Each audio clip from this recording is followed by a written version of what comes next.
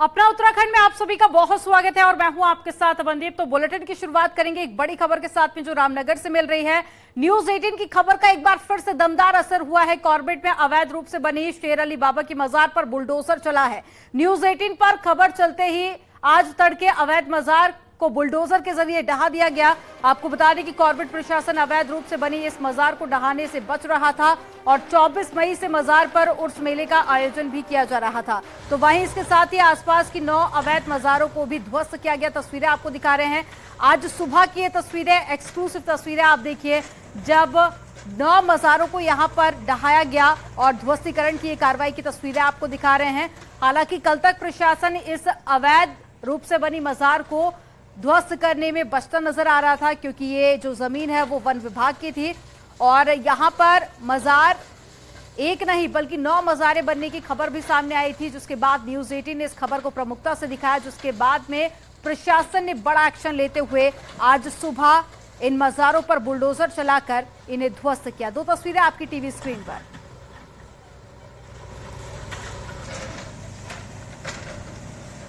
तो Corbett park की ये तस्वीरें आपको दिखा रहे हैं रामनगर से, जहां पर आज सुबह ध्वस्तीकरण की कार्रवाई को अंजाम दिया गया। न्यूज 18 की खबर का दमदार असर हुआ है।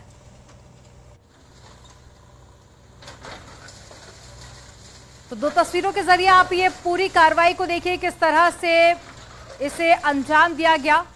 कल तक प्रशासन इन मजारों को तोड़ने से बच रहा था, क्योंकि यहां पर उर्स मेले का आयोजन भी होना था और ऐसे में बड़ी संख्या में यहां पर लोग पहुंचते हैं। ज्यादा जानकारी के साथ में सुनील नवप्रभा जुड़ गए हैं। सुनील का रुख कर लेते हैं। सुनील, यहां पर उर्स मेले का भी आयोजन होना था, ऐसे में कल तक प्रशासन बच भी रहा था कार्रवाई करने से, लेकिन अब आखिरकार इन मजारों को ध्वस्त कर दिया गया। उर्स मेले को लेकर क्या सारा जानकारी, उसका आयोजन होगा या फिर नहीं?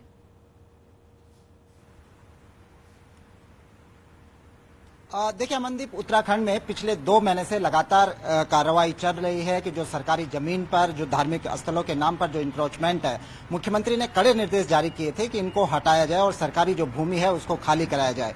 आपने देखा कि उत्तराखंड के अलग अलग हिस्सों में, खासकर फॉरेस्ट एरिया में लगातार ये कार्रवाई चल रही है और अभी तक करीब 350 के आसपास मजारें ध्वस्त कर दी गई हैं। लेकिन कॉर्बेट टाइगर रिजर्व जैसे संवेदनशील एरिया में अभी तक इन मजारों को नहीं छेड़ा गया था। यहाँ तक कि वन विभाग ने नोडल अफसर भी यहाँ पर तैनात किए हैं, पराग मधुकर धकाते, वो भी लगातार निर्देश देते रहे, लेकिन इन मजारों को अभी तक नहीं छेड़ा गया था। अब इस पर 24 से 28 मई के बीच यहाँ पर उर्स का आयोजन होने वाला था, जिसके लिए बड़ी संख्या में यहाँ पर लोग जुटने वाले थे।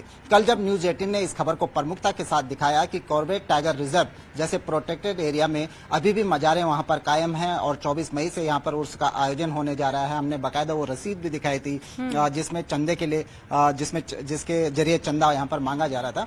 हमारी खबर चलने के बाद सरकार हरकत में आई। एक बार फिर से शासन से निर्देश हुए कॉर्बेट टाइगर रिजर्व प्रशासन को, और आज तड़के सुबह इसका इम्पैक्ट भी देखने को मिला कि जो शेर अली बाबा की जो मजार थी जिस पर ये उर्स का आयोजन होने जा रहा था, उसको ध्वस्त कर दिया गया। इसके साथ साथ इस मजार के आड़ में जो 9 अन्य मजारें वहां पर बना दी गई थी कॉर्बेट के भीतर, उन मजारों को भी ध्वस्त कर दिया गया। अमनदीप, उत्तराखंड में एक बड़े पैमाने पर ये समस्या देखने को मिल रही है कि पहले एक छोटी सी मजार बनती है, धीरे धीरे उसे बड़ा रूप वहां पर दे दिया जाता है और उसकी आड़ में फिर धीरे धीरे जो सरकारी लैंड है उस पर इंक्रोचमेंट लगातार होता रहा है। ऐसे 350 के आसपास जो मजारें थी उनको अभी ध्वस्त कर दिया गया है और शेष जो मौजूदा जो मजारें हैं भी, उनके लिए भी जो अभियान है वो लगातार जारी है। आपने देखा कि टिहरी में भी इसी तरह से एक मजार ध्वस्त कर दी गई, पौड़ी डिस्ट्रिक्ट में ध्वस्त कर दी गई और उत्तराखंड के गांव-गांव तक इस तरह से ये मजारें यहाँ पर फैली हुई हैं। तो सरकार अब इसको बड़े फोकस रूप में ले रही है, एक टारगेटेड तरीके से ले रही है कि आखिर जो इतने बड़े पैमाने पर देवभूमि में इन मजारों का जो निर्माण हुआ है, ये मजारें किसने बनाई? क्या अब जितनी भी जमीन थी जहां पर अतिक्रमण किया गया था कॉर्बेट पार्क की, क्या उन सभी को कब्जा मुक्त करा लिया गया है? क्या वो कार्रवाई पूरी हो चुकी है? और साथ ही ये भी बताइएगा कि कल तक प्रशासन एक्शन नहीं ले रहा था, उसके पीछे एक कारण ये भी था कि लोगों का विरोध बढ़ सकता है या फिर लोगों में आक्रोश देखा जा सकता है। क्या अभी स्थिति पूरी कंट्रोल में आप देख रहे हैं?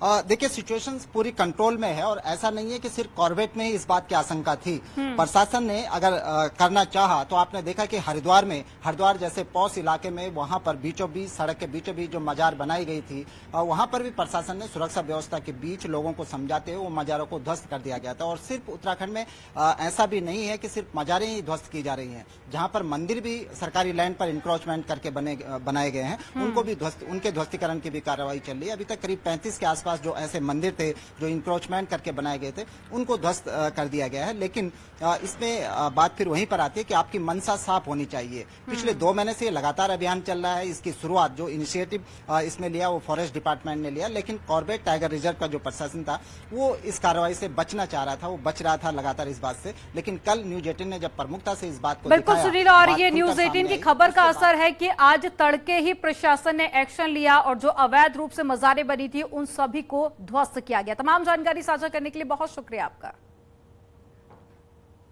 और टिहरी में भी अवैध मजार के खिलाफ कार्रवाई हुई है। पौड़ीखाल क्षेत्र में सरकारी जमीन पर अतिक्रमण कर बनाई गई अवैध मजार को ध्वस्त किया गया। वन विभाग की जमीन पर अवैध कब्जा कर मजार बनाई गई थी। तस्वीरें आपको दिखा रहे हैं जहां कब्जा मुक्त का ये अभियान चलाया गया और कार्रवाई की गई। सुबह की तस्वीरें आप देखिए पौड़ीखाल से, जहां पर अवैध रूप से जो मजार बनाई गई थी उसे ध्वस्त किया गया और प्रशासन का हथौड़ा यहां पर भी चला। और ज्यादा जानकारी के साथ में सौरभ सिंह फोन लाइन पर जुड़ गए हैं। सौरभ, पूरे मामले को लेकर क्या अपडेट आपके पास में? क्या इस पूरे कार्रवाई को अंजाम दे दिया गया है? अतिक्रमण की जमीन जितनी भी थी क्या उसे कब्जा मुक्त करा लिया गया है? जी, टिहरी जिले में भी लगातार जो सरकारी भूमि पर मजार बना के अतिक्रमण किया गया उसके खिलाफ लगातार प्रशासन द्वारा कार्रवाई की जा रही है, जिसके तहत ये दूसरा मामला है जिसमें टिहरी वन प्रभाग के जो पौड़ीखाल क्षेत्र है वहां पर जो मजार थी करीब 15 से 20 साल पुरानी बताई जा रही थी, उनसे चिन्हित किया गया, उसके बाद उसे तोड़ा गया है और वन विभाग ने इसमें एक्शन लेते हुए तुरंत कार्रवाई करी। और इसके अलावा भी अभी और जो इस तरह के सरकारी भूमि पे अवैध तरीके से अतिक्रमण करके मजार बनाई जा रही है उनको भी चिन्हित किया जा रहा है। तमाम जानकारी साझा करने के लिए बहुत शुक्रिया आपका। पौड़ीखाल प्रखंड का एक टिहरी रेंज टिहरी वन प्रभाग। और केदारनाथ धाम में एक बार फिर से मौसम ने करवट ली है। रविवार को केदारनाथ धाम में जमकर बर्फबारी हुई, जिसके बाद में केदारपुरी में कड़ाके की ठंड पड़ रही है। तो वहीं मौसम में आए दिन बदलाव के बाद में प्रशासन ने भी यात्रियों से मौसम को देखते हुए अपना यात्रा का शेड्यूल तैयार करने की अपील की है। और मौसम खराब होने के बावजूद भी केदारनाथ में रिकॉर्ड श्रद्धालुओं ने दर्शन किए हैं। बड़ी संख्या में लोग पहुंच रहे हैं। तस्वीरें आपको दिखा रहे हैं कल की तस्वीर, जब यहां पर जमकर बर्फबारी हुई, बारिश हुई, लेकिन उसके बावजूद भी बड़ी संख्या में लोग यहां पर पहुंच रहे हैं दर्शन करने के लिए। और मौसम को देखते हुए मौसम विभाग ने जब अलर्ट जारी किया कि आने वाले दिनों में और ज्यादा मौसम खराब हो सकता है, तो ऐसे में रजिस्ट्रेशन भी रोक दिए गए हैं। और केदारनाथ यात्रा के लिए नए रजिस्ट्रेशन पर एक बार फिर से रोक लगा दी गई है। नए रजिस्ट्रेशन पर 25 मई तक के लिए रोक लगाई गई। खराब मौसम, श्रद्धालुओं की ज्यादा संख्या के कारण से यहां पर रोक लगाई गई है। वहीं चारधाम यात्रा में रिकॉर्ड श्रद्धालु पहुंच रहे हैं। अब तक 8,30,000 श्रद्धालु चारधाम यात्रा पहुंचकर दर्शन कर चुके हैं और केदारनाथ पे 2,90,000 श्रद्धालु पहुंचकर बाबा केदार के दर्शन कर चुके हैं। रविवार को 18,000 यात्री केदारनाथ पहुंचे और बड़ी संख्या में श्रद्धालु यहां पर पहुंचे थे बाबा केदारनाथ के दर्शन करने के लिए। लेकिन अब मौसम यहां पर खराब होने लगा है, जिसको देखते हुए एक बार फिर से रजिस्ट्रेशन पर रोक लगा दी गई है।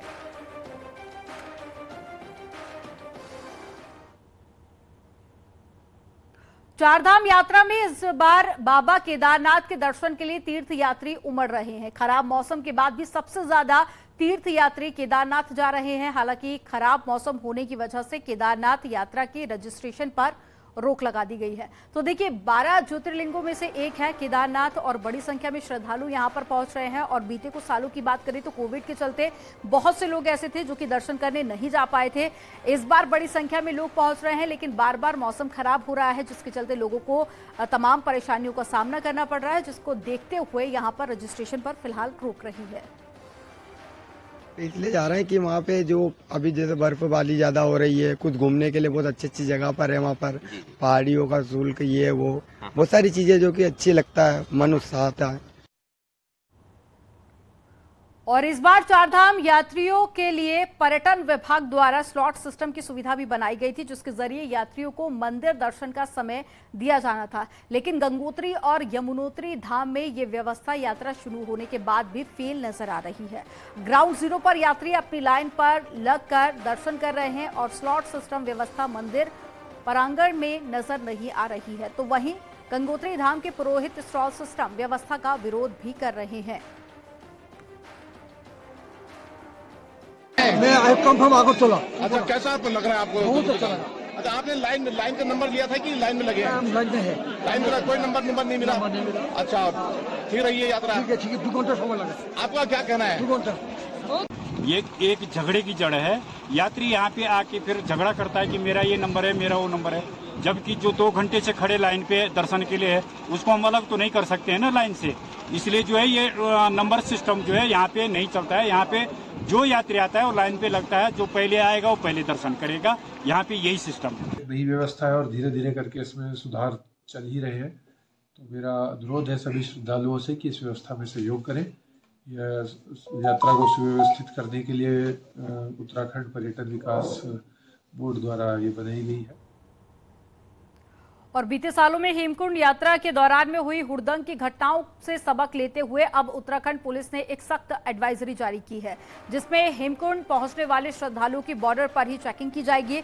तो वहीं मामले में ADG law and order V Murugesan ने सभी श्रद्धालुओं को अपील की है कि किसी भी हुड़दंगियों को नहीं बख्शा जाएगा। आपको बता दें कि प्रदेश में 20 मई से हेमकुंड की यात्रा शुरू हो रही है और इस दौरान में अक्सर स्थानीय लोगों और सिख समुदाय के लोगों में टकराव होता है, जिसको देखते हुए पुलिस ने पहले ही कमर कस ली है।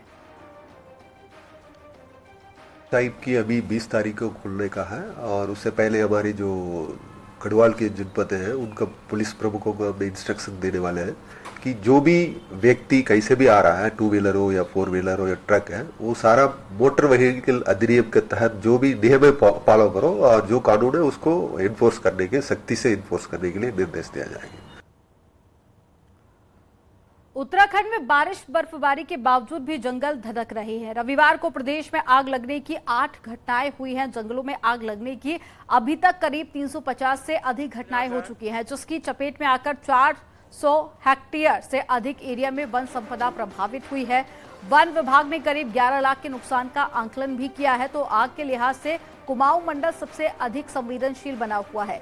यहां अभी तक 180 घटनाएं हो चुकी हैं, जबकि गढ़वाल क्षेत्र की बात करें तो जंगलों में 118 घटनाएं रिकॉर्ड की गई हैं। वहीं आग की चपेट में आकर अभी तक 2 लोगों की मौत भी हो चुकी है, जबकि एक वनकर्मी समेत 2 लोग घायल भी हुए हैं, जिनके झुलसने की जानकारी मिली थी।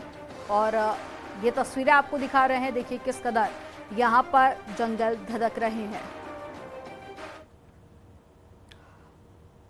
और चलिए खबरों में आगे बढ़ेंगे। उत्तरकाशी धरासू रेंज में मणिगांव में गुलदार की दहशत जारी है। तो वहीं डीएफओ ने गांव का जायजा लिया और साथ ही गुलदार को पकड़ने के लिए वन विभाग की टीम को जरूरी दिशा निर्देश भी दिए। आपको बता दें कि शनिवार को गुलदार ने खेत में काम करने गई एक महिला को अपना निवाला बना लिया था और गुलदार को पकड़ने के लिए 3 टीमें भी तैनात की गई। एक टीम मौके पर रहेगी, दूसरी गांव में और साथ ही तीसरी टीम सड़क में लगातार गश्त करेगी। गुलदार को पकड़ने के लिए पिंजरा भी लगाया गया है, लेकिन अभी तक गुलदार वन विभाग की टीम की गिरफ्त में नहीं आया है।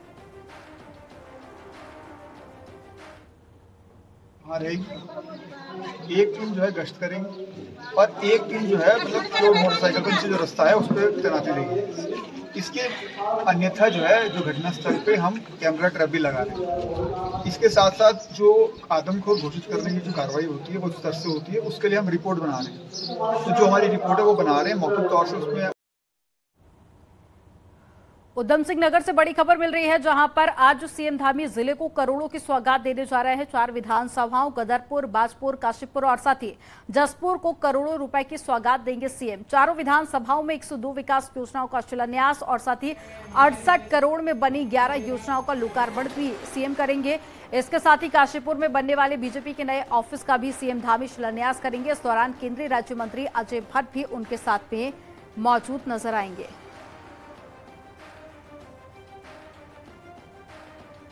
तो 4 जिलों को बड़ी सौगात आज मिलने वाली है। कई परियोजनाओं का शिलान्यास और साथ ही लोकार्पण आज मुख्यमंत्री पुष्कर सिंह धामी करने वाले हैं।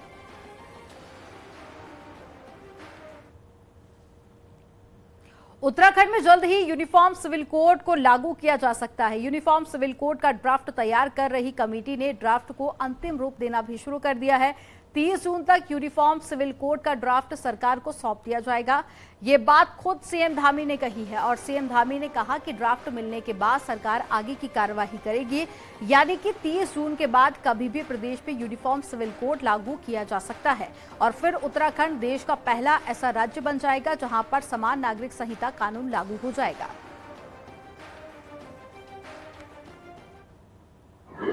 30 जून तक हमको उसका ड्राफ्ट मिल जाएगा। जो कमेटी ने हमको अश्वर किया है कि हम 30 तारीख तक ड्राफ्ट तैयार कर लेंगे, उसके बाद हम उस पर आगे कार्रवाई करेंगे कि समान नागरिक संहिता हमारे यहाँ तो लागू हो और सबसे हम अपेक्षा करेंगे कि पूरे देश के अन्य राज्य भी उसको लागू करें। और टिहरी में गर्मी बढ़ने के साथ ही पानी की किल्लत से ग्रामीणों को परेशानी का सामना करना पड़ रहा है। धौलधार क्षेत्र में सबसे ज्यादा परेशानी लोगों को झेलनी पड़ रही है। गांव के लोग करीब 5 किलोमीटर दूर से पैदल पानी लाने को मजबूर हैं। ग्रामीणों का कहना है कि हर साल गर्मियों में परेशानी बढ़ जाती है और वहीं कई प्राकृतिक स्रोत भी सूख गए हैं। इसके साथ ही खराब पड़े हैंडपंप की भी सुध लेने वाला यहां पर कोई नहीं है, जिसके चलते लोग दूर दूर से पानी लाने को मजबूर हैं। बहुत ज्यादा परेशानी होती है, हमें बहुत सालों से ये झेलना पड़ता है। यहाँ पानी की बहुत समस्या है। हम तो बहुत दूर दूर से आते हैं यहाँ पानी के लिए। यहाँ बहुत ज्यादा दूर आए हमारे पानी ले जाने के लिए। 4 किलोमीटर दूर से यहाँ आते हैं। बहुत चढ़ाई है और हमें कपड़े धोने के लिए ऐसे बहुत दिक्कत होती है और कभी ऐसे कुछ भी परेशानी हो जाती है तो हम ऐसे पानी नहीं ला सकते यहाँ से ना। अल्मोड़ा की बाल मिठाई को भौगोलिक संकेत यानी कि जीआई टैग मिल सकता है। इसके लिए जिला प्रशासन ने जीआई टैग की प्रक्रिया भी शुरू कर दी है।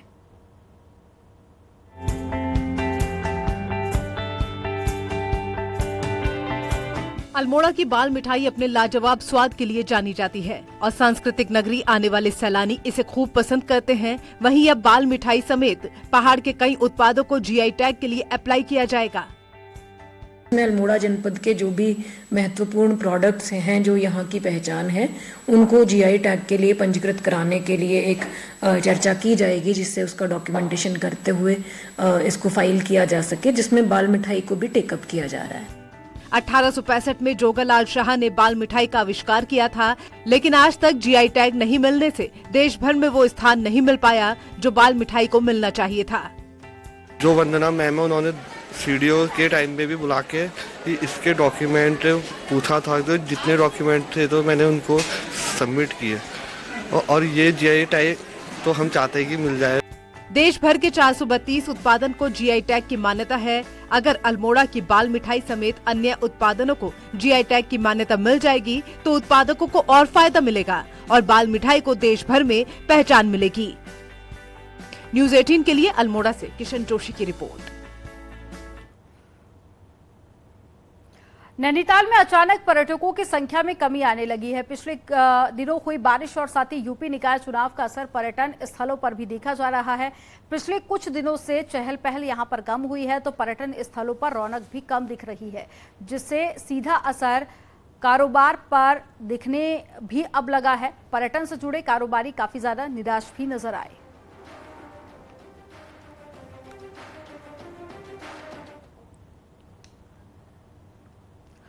पहाड़ की आबो हवा, लोक संस्कृति और कल्चर पर्यटकों को लुभाता रहा है। यहाँ के जनजीवन को जानने के लिए भी कई लोग विदेशों से यहाँ पर आते हैं। लिहाजा नैनीताल में दीवारों को सजाने का काम भी किया जा रहा है। इसी से जुड़ी एक रिपोर्ट आपको दिखाते हैं।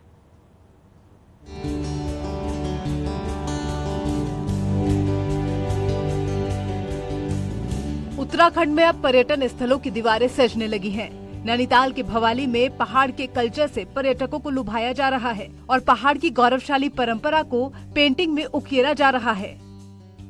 भवाली को भी एक अलग पहचान मिले और हमारा रोजगार भी बढ़े, क्योंकि हमारी जो अब वर्तमान स्थिति में प्रतिस्पर्धा का युग है, तो ऐसे में हमें भी कहीं ना कहीं कुछ अलग ढंग से अपने बाजार को सजाना पड़ेगा ताकि पर्यटक उसकी ओर आकर्षित हो। दरअसल रामनगर में G20 सम्मेलन के लिए वहां की दीवारों को सजाया गया था, जिसकी खूब तारीफ हुई थी। इसीलिए अब पर्यटक स्थलों की दीवारों पर पेंटिंग की जा रही है और वॉल पेंटिंग के साथ 3D पेंटिंग से दीवारों को तैयार किया जा रहा है। ऐसे स्थान जहाँ पे टूरिस्ट वाकई में ज़्यादा आते हैं, चाहे मुक्तेश्वर का एरिया हो, रामगढ़ का एरिया हो या पंगोट का एरिया हो, वहाँ गांव के गांव टेकअप करें, एक गांव को एक ही फॉर्म में हम ले आए। पर्यटन स्थलों की दीवारों को सजाया जा रहा है, जो पर्यटन के लिहाज से एक अच्छी पहल है, लेकिन अब जरूरत है इन खूबसूरत दीवारों की देखरेख की, ताकि दीवारों की खूबसूरती ऐसी ही बनी रहे। न्यूज़ 18 के लिए नैनीताल से वीरेंद्र बिष्ट की रिपोर्ट। पहाड़ में इन दिनों काफल की बहार आई हुई है। कहने को तो ये एक जंगली फल है, लेकिन अपने खट्टे मीठे स्वाद और रंग के कारण पहाड़ों पर फलों के राजा के रूप में इसे पहचाना जाता है। रिपोर्ट देखिए। देवभूमि उत्तराखंड के जंगलों में दिनों काफल से पेड़ लदे हुए हैं। पहाड़ी फल काफल अपनी मिठास से लोगों का मन मोह लेता है और सैलानी भी काफल को खूब पसंद करते हैं। यह फल हम बहुत मुश्किल से तोड़ के लाते हैं। मम्मी और मैं पहाड़ों चट्टानों पर चढ़ के इसे तोड़ के लेके आते हैं और यह फल काफी लोग इसे काफी पसंद करते हैं। काफल स्वाद के साथ सेहतमंद भी है। इसके साथ पहाड़ के लोग काफल फल बेचकर अपनी आजीविका भी चलाते हैं, क्योंकि सैलानियों को रसीले फल बेहद पसंद हैं। हमारे लोग इससे आजीविका भी चलाते हैं, दिन भर जंगलों में जाते हैं और वहाँ से तोड़ते हैं, इसको अपने बच्चों के लिए इसको बेच के अपने बच्चों का भरण पोषण भी करते हैं। काफल उत्तराखंड का स्वादिष्ट और पौष्टिक फल है। काफल सिर्फ फल ही नहीं बल्कि उत्तराखंड की संस्कृति का हिस्सा भी है। अगर इन दिनों आप पहाड़ी गांव में पहुंच गए तो आपका स्वागत काफल फल खिलाकर होगा। न्यूज़ 18 के लिए बागेश्वर से सुष्मिता थापा की रिपोर्ट। और चलिए यहाँ पर रुकेंगे एक छोटे से ब्रेक के लिए। आप देखते रहिए न्यूज़ 18।